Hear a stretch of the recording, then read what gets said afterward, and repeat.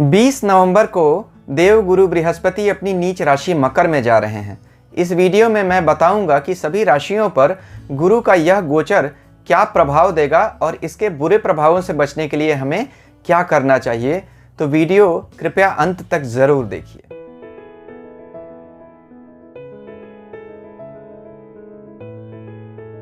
ओम नमः शिवाय। मैं अंशुमान अपने चैनल में आप सभी मित्रों का स्वागत करता हूं। कृपया हमारे चैनल को सब्सक्राइब कीजिए और सब्सक्रिप्शन बटन के साथ लगी घंटी को जरूर दबा दीजिए। बृहस्पति अपनी राशि धनु को छोड़कर अपनी नीच राशि मकर में जा रहे हैं। बृहस्पति लगभग 12 वर्षों में पूरे भचक्र का यानी सारी राशियों का एक चक्र पूरा करते हैं। शनि लगभग 29.5 सालों में यह चक्र पूरा करते हैं। तो यूं देखा जाए तो गुरु और शनि एक राशि में लगभग 20 वर्षों के बाद ही मिलते हैं।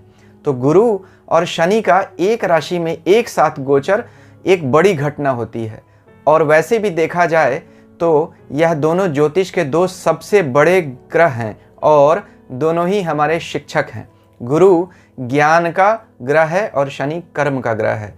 पिछली बार देखिए तो 59 ईयर्स पहले आज की तरह गुरु और शनि मकर राशि में एक साथ आए थे।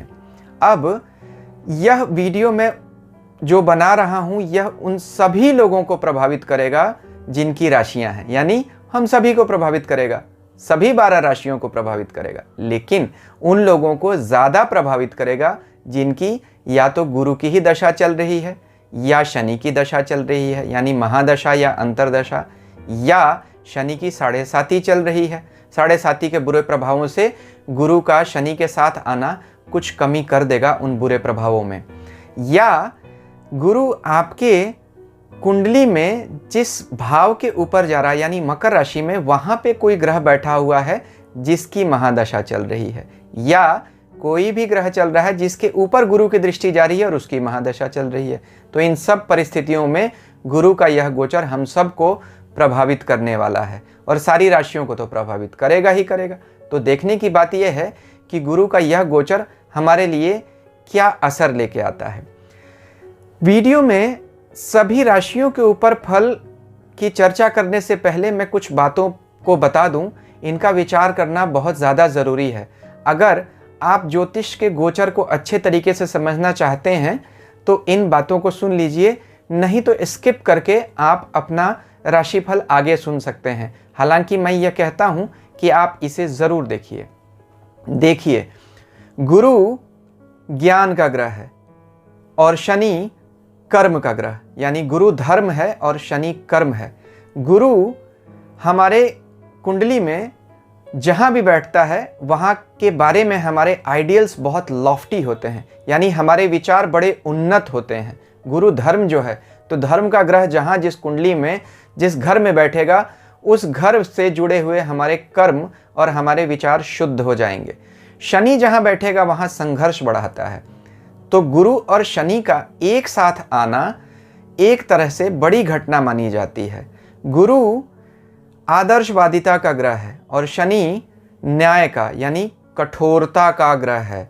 तो जब गुरु और शनि जैसे दो ग्रह एक साथ मिलते हैं तो अपनी एनर्जीज को आपस में फ्यूज करते हैं, यानी गुरु की कुछ दयालुता, कुछ उदारता, कुछ धर्म शनि ले लेता है और शनि का कुछ प्रैक्टिकलिटी गुरु ले लेता है। तो यानी शनि हार्ड से सोबर हो जाता है और गुरु थोड़ा सा आइडियलिस्ट से प्रैक्टिकल हो जाता है, यानी शनि कठोर से मृदु हो जाएगा और गुरु आदर्शवादिता के धरातल से उतरकर थोड़ा सा प्रैक्टिकल हो जाता है, व्यावहारिक हो जाता है। यही गुरु और शनि के मिलने पर होता है। अब ये देखिए कि यह जो गोचर है इसमें गुरु और शनि आपस में जब डिग्रीज वाइज क्लोज आएंगे तो विश्व में और लोगों के जीवन में भी बड़ी घटनाएं होंगी। यह कब होगा? 16 दिसंबर 2020 से 29 दिसंबर 2020 तक गुरु और शनि लगभग 1 डिग्री के अंतराल में ही रहेंगे। 1 डिग्री के अंदर में जो दो ग्रह होते हैं वह ग्रह युद्ध में कहे जाते हैं। और यहाँ पे शनि चूंकि अपनी राशि में है इसलिए मजबूत है, इसलिए शनि ग्रह युद्ध में जीतेगा। तो कुछ समस्याएं आ सकती हैं, खास तौर पर स्वास्थ्य संबंधी और विश्व में किसी बड़े घटनाओं को, किसी बड़े बदलाव को जन्म देने वाली घटनाएं हो सकती हैं। हालांकि यहाँ देखिए कि गुरु मकर राशि में जा रहा है। मकर राशि गुरु को बहुत पसंद नहीं है, इसीलिए तो नीच कहा गया। क्यों? क्योंकि गुरु उदार है और मकर राशि बड़ी प्रैक्टिकल राशि है, पृथ्वी तत्व की राशि है, न्याय की राशि है। यहाँ उदारता की ज़्यादा जगह शनि देता नहीं है, इसलिए गुरु को यहाँ असहज महसूस होता है। लेकिन अगर नीच भंग हो जाए तो क्या होगा? क्योंकि शनि यहीं बैठा हुआ है तो गुरु का नीच भंग करेगा तो क्या होगा? गुरु प्रैक्टिकल हो जाएंगे। मेष राशि, एरीज साइन। देखिए, मेष राशि वालों के लिए गुरु का गोचर उनके 10वें स्थान से हो रहा है, यानी कर्म स्थान से। वहीं शनि अपनी राशि मकर में बैठा हुआ है। यह मेष राशि वालों के लिए बहुत अच्छा गोचर है।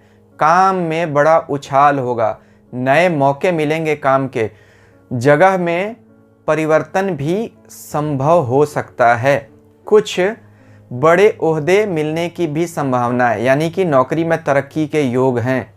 गुरु यहाँ से अपनी 5वीं दृष्टि से आपकी कुंडली के दूसरे भाव को प्रभावित कर रहा है, यानी कि वाणी भाव को, कुटुंब भाव को। तो ऐसी स्थिति में परिवार में कुछ नए सदस्य भी बढ़ सकते हैं। वाणी से आपको लाभ हो सकता है। गुरु की दृष्टि में अमृत होता है। कहा जाता है गुरु जहाँ भी देखते हैं वहाँ अमृत बरसाते हैं, यानी उस घर की स्थिति में सुधार करते हैं। यहाँ से गुरु 7वीं दृष्टि से चौथे स्थान को देखते हैं। चौथे स्थान से हम माँ, घर और गाड़ी और सुख का विचार करते हैं। तो इन सब परिस्थितियों में सुधार होगा। अगर आप कोई नया घर लेना चाहते हैं, कोई गाड़ी लेना चाहते हैं तो अच्छा समय है, ले सकते हैं।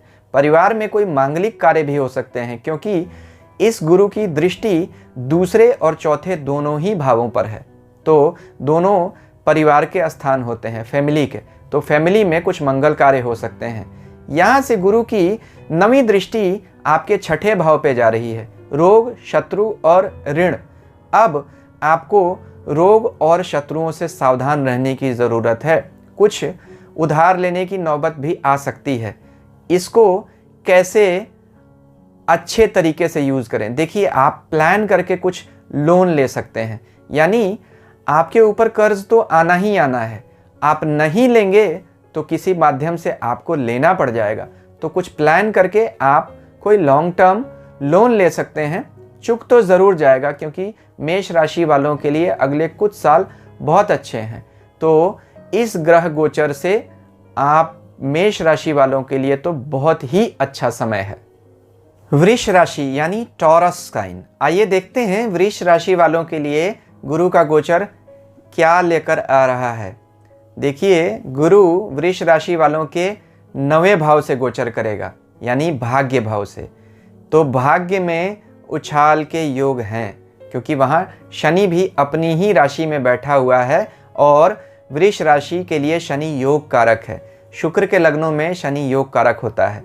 तो भाग्य का स्वामी भाग्य में ही बैठा हुआ है। और जो काल पुरुष कुंडली में 9वें घर का स्वामी यानी भाग्य का स्वामी है, अभी तक जो 8वीं राशि में पड़ा हुआ था, 8वें भाव में, वह अब आपके भाग्य भाव में आ गया। तो भाग्य से आपको बहुत सपोर्ट मिलने वाला है। यहाँ से गुरु की 5वीं दृष्टि लग्न पे जा रही है, जहाँ शुक्र की अपनी ही राशि है। तो गुरु का प्रभाव शुक्र के ऊपर पड़ने से राशि स्थिति, सेहत में सुधार होगा। यहाँ राहु भी बैठा हुआ है उच्च का आपके लग्न से, तो गुरु की दृष्टि से राहु भी कंट्रोल में रहता है। तो वृष राशि वालों के लिए तो बहुत ही अच्छा समय है। यहाँ से गुरु अपनी 7वीं दृष्टि से तीसरे भाव को देख रहा है। भाई बहनों को लाभ और भाई बहनों से लाभ। तीसरा घर छोटी यात्राओं को भी दिखाता है। वहाँ शनि की भी दृष्टि जा रही है और गुरु की भी दृष्टि जा रही है। तो यात्राएं होने के योग बन रहे हैं। यहाँ से गुरु की 9वीं दृष्टि आपके संतान भाव पर जा रही है। तो संतान की भी तरक्की होने का योग है। 5वें घर से हम विद्या बुद्धि को भी देखते हैं। जो लोग पढ़ाई लिखाई में आगे बढ़ना चाहते हैं, किसी कॉम्पिटिटिव एग्ज़ाम की तैयारी कर रहे हैं, उनके लिए गुरु का यह गोचर बहुत ही अच्छा होने वाला है। हाँ, यहाँ पर आपको अपनी पिता की सेहत में सुधार के लिए प्रयास ज़रूर करने पड़ेंगे, क्योंकि पिता की सेहत में अचानक कुछ कमी आपको देखने को मिल सकती है। यहाँ का गुरु विदेश से संबंधित लाभ आपको दे सकता है। मिथुन राशि वालों के लिए गुरु का यह गोचर उनके 8वें भाव से हो रहा है, जहाँ पर शनि भी बैठा हुआ है। 8वें भाव से गुरु का गोचर अच्छा तो नहीं माना जा सकता है, तो मिथुन राशि वालों के लिए यह गोचर चैलेंजेस लेकर आएगा। हालांकि यह गोचर कुछ नई संभावनाएं भी लेके आएगा, कुछ नया अचानक का लाभ करा सकता है, क्योंकि 8वां घर अचानक होने वाली घटनाओं को दिखाता है, अनएक्सपेक्टेड इवेंट्स। तो चूंकि शनि वहाँ काफ़ी मजबूती से अपनी राशि में बैठा हुआ है, तो इस तरह की घटनाएं हो सकती हैं।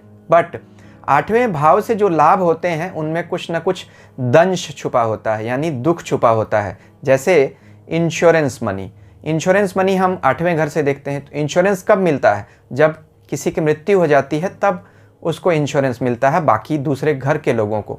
तो ऐसी स्थिति में उस पैसे का आना कुछ ना कुछ दुख के साथ आता है। 8वें घर से हम पैतृक संपत्ति भी देखते हैं, तो प्रॉपर्टी के लिटिगेशन भी बढ़ सकते हैं। साथ में यह देखिए कि यहाँ से गुरु अपनी 5वीं दृष्टि से आपके 12वें भाव को भी देख रहा है।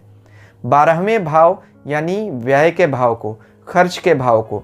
तो खर्चे कुछ बढ़ सकते हैं, ऐसी चीज़ों पर खर्च करना पड़ सकता है जिनकी आपने उम्मीद नहीं की है। पैसे बर्बाद भी हो सकते हैं।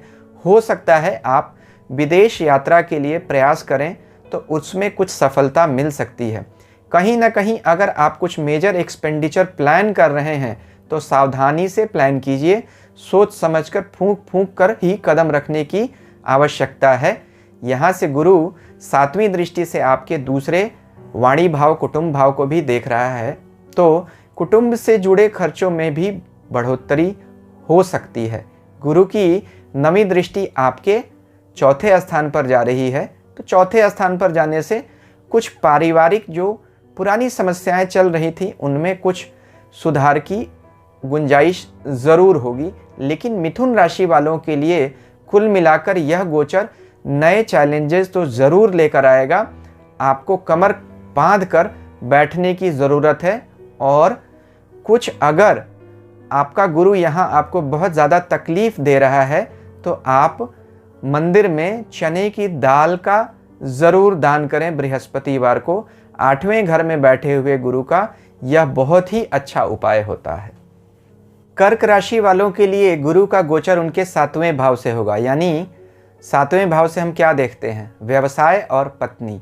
7वां भाव पार्टनरशिप्स का भाव होता है, तो इसीलिए यहाँ से हम लाइफ पार्टनर और बिजनेस पार्टनर्स को भी देखते हैं। अभी तक देखिए, शनि 24 जनवरी से जब इस राशि में आया कर्क से 7वां, तो ऐसे लोगों को सेहत की समस्याएं झेलनी पड़ रही होंगी ज़रूर। अब गुरु का वहाँ आकर बैठ जाना 7वें भाव पे और वहाँ से लग्न को देखना सेहत में चल रही समस्याओं से आपको मुक्ति दिलाएगा, चिंताओं में कमी करेगा। अगर कोई विवाह के लिए इच्छुक हैं, जिनकी शादी करने की इच्छा है, शादी के लिए प्रयासरत हैं, उन लोगों को गुरु का यह गोचर विवाह बंधन में बांधकर ही जाएगा।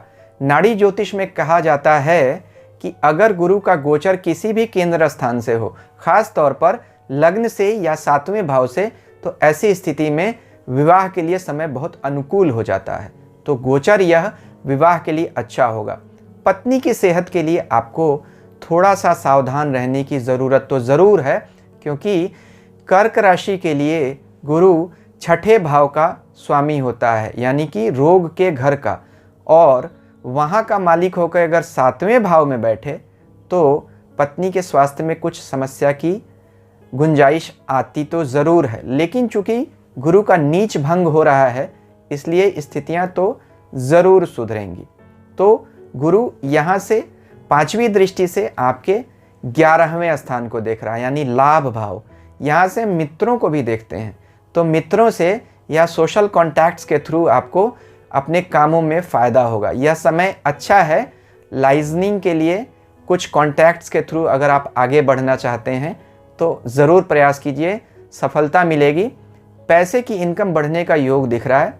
लग्न पर दृष्टि लग्न संबंधी यानी सेहत के लिए अच्छी है, और 9वीं दृष्टि तीसरे भाव पर होने से भाई बहनों के लिए भी समय अच्छा रहेगा। तो कर्क राशि वालों के लिए मिला जुला कर यह गोचर ठीक ही रहेगा। अब देखते हैं सिंह राशि यानी कि लियो साइन के लिए गुरु का यह गोचर कैसा रहेगा। देखिए, सिंह राशि वालों के लिए गुरु का यह गोचर उनके 6ठे भाव से हो रहा है। रोग शत्रु ऋण के घर से, डेथ डिजीज एंड एनिमीज का हाउस होता है 6th हाउस। यहाँ शनि भी बैठा हुआ है। अब ज्योतिष कहता है कि 6ठे भाव से किसी भी शुभ ग्रह का गोचर करना या बैठना कुंडली में अच्छा नहीं होता है, क्योंकि गुरु का काम है ग्रोथ देना। तो गुरु कुंडली में जहाँ भी बैठते हैं उस भाव के फलों को बढ़ा देते हैं। अब 6ठे घर में बैठेंगे तो रोग शत्रु और ऋण को भी बढ़ा देंगे। उधार बढ़ जाएगा, दुश्मनी बढ़ जाएगी, दुश्मन बढ़ जाएंगे, कर्जे बढ़ जाएंगे और बीमारियां भी बढ़ जाएंगी। लेकिन यहाँ अच्छी बात यह है कि यहाँ शनि भी बैठे हुए हैं। शनि का भी गोचर 6ठे भाव से ही हो रहा है। तो हर पाप ग्रह 6ठे भाव में बैठना या गोचर करना रोग शत्रु ऋण का नाश करता है। अब ये दोनों बातें होंगी, ये दोनों चीज़ें होंगी भी और ठीक भी होंगी। तो गुरु परेशानियां लाएगा भी और शनि उन परेशानियों को दूर भी करेगा। तो कुल मिला जुला कर स्थिति आयाराम और गयाराम वाली ही होगी। तो सिंह राशि वालों के लिए गुरु का यह गोचर कोई बहुत अच्छा तो नहीं माना जाएगा, लेकिन चूंकि गुरु नीच भंग हो रहा है और शनि वहां बैठा हुआ है तो स्थिति फिर भी कंट्रोल में ज़रूर रहेगी। यहाँ देखिए, सिंह राशि वालों के लिए गुरु 5वें स्थान का स्वामी है, यानी संतान भाव का। उसका 6ठे भाव में बैठना संतान संबंधी समस्या दिखाता है। साथ ही गुरु 8वें भाव का भी स्वामी है, मृत्यु भाव का और रोग भाव का। उसका स्वामी 6ठे भाव से गुजरना कुछ न कुछ इन बातों में भी वृद्धि दिखाता है, यानी सेहत की फिर समस्या। तो सिंह राशि वालों को सावधान ही रहना पड़ेगा। कन्या राशि यानी वर्गो साइन के लिए गुरु का यह गोचर कैसा रहेगा। वर्गो, देखिए, कन्या राशि वालों के लिए गुरु का यह गोचर उनके 5वें भाव से हो रहा है। 5वें भाव से हम संतान देखते हैं, स्पेकुलेशन देखते हैं, मंत्र देखते हैं, विद्या देखते हैं। गुरु कन्या राशि वालों के लिए 4थे भाव का और 7वें भाव का यानी 2 केंद्र स्थानों का स्वामी है। हालांकि केंद्राधिपति दोष लगता है गुरु को, लेकिन गुरु का 5वें भाव से गोचर संतान के लिए और विद्या के लिए तो अच्छा ही रहेगा, क्योंकि यहाँ वह शनि के साथ नीच भंग बना रहा है। इसलिए तो संतान की तरक्की होगी। किसी न किसी तरह के स्पेकुलेशन के काम से अगर आप जुड़े हुए हैं, शेयर मार्केट में, लॉटरी में, तो उसमें आपको फ़ायदा होगा। कहीं अगर आप पढ़ाई के लिए जाना चाहते हैं, किसी एग्ज़ाम की तैयारी कर रहे हैं, विदेश संबंधी भी मामलों में लाभ देखने को मिल सकता है। नौकरी में भी तरक्की हो सकती है। यहाँ बैठा हुआ गुरु अगर आपको कोई भी तकलीफ़ दे रहा हो, जो हालांकि आनी नहीं चाहिए, तो अपने गुरु मंत्र का जाप करें, क्योंकि 5वां स्थान मंत्र स्थान भी है। तो मंत्र जप करने से गुरु मंत्र का जप कर सकते हैं या विष्णु मंत्र का जप कर सकते हैं, ओम नमो भगवते वासुदेवाय। तो यहाँ का गुरु आपको अच्छा रिजल्ट देगा। कन्या राशि वालों के लिए यह गोचर अच्छा होने वाला है। अब मैं आपको सबसे बड़ा उपाय बताता हूँ, जो महर्षि पराशर बृहद पराशर होरा शास्त्र में कहते हैं। महर्षि कहते हैं, अगर किसी भी बुध की या बृहस्पति की दशा चल रही हो किसी को, और उसे कोई भी बुरी परिस्थिति का सामना करना पड़ रहा हो, खास तौर पर धन संबंधी, तो उसे विष्णु सहस्त्र नाम का पाठ करना चाहिए। इस गोचर में अगर किसी को भी, किसी राशि वाले को भी बुरा रिजल्ट मिले, तो उसे विष्णु सहस्त्र नाम का पाठ करने से लाभ होगा। तुला राशि से लेकर मीन राशि वाले लोगों के लिए मैं अगले वीडियो में डिटेल में उनका राशिफल बताऊंगा। ईश्वर तब तक हम सबका कल्याण करें। शांति ओम।